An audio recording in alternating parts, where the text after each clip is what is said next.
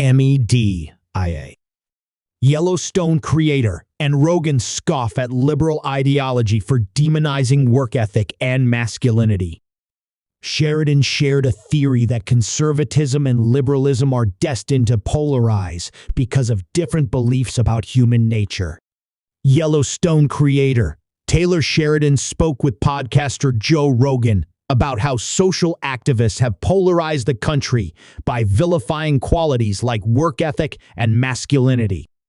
Sheridan mentioned a famous poem, "If I Were the Devil," written and popularized by national radio commentator Paul Harvey in the mid-1960s. In the poem, Harvey describes how the biblical figure Satan would go about corrupting the world by subverting the culture of the United States, up until the twist at the end reveals such trends have already begun. The poem is often praised for observing the social trends in the 1960s and extrapolating that they would overturn America's values in the following decades.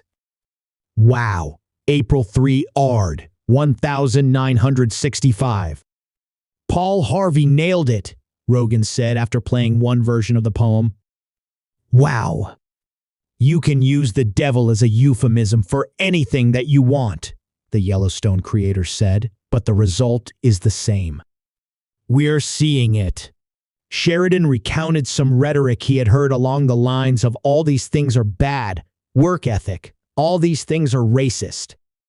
In an infamous incident, the Smithsonian National Museum of African American History and Culture shared a widely condemned chart about race, indicating that concepts such as hard work is the key to success.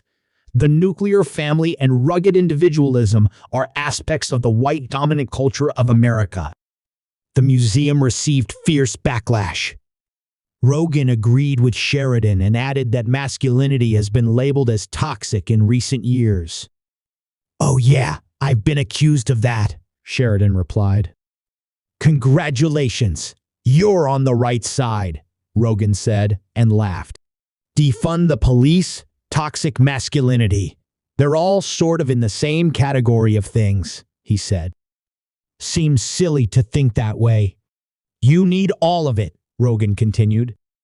"You need masculinity and femininity," and went on to say that natural masculine behavior is required for activities like professional football, slamming the idea that masculinity is toxic. "These are all terms that have been created," Sheridan said. "It's fascinating that language is being reinvented before our eyes. There's all these new words that are just meant to keep one person from disagreeing with another person's position." Sheridan went on to recount an excerpt from a book, noting the fundamental difference between liberalism and conservatism and the reason these ideologies are destined to polarize further and further apart to extremes.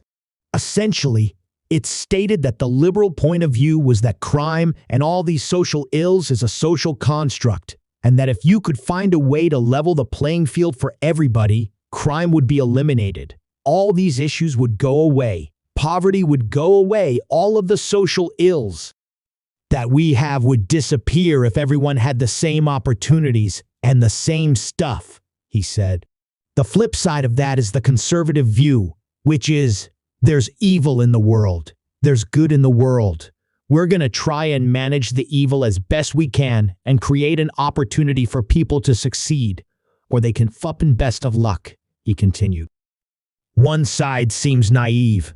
One side seems extremely harsh, but those are the beliefs, and that side can never compromise with this side and vice versa, because you're abandoning your own ideology.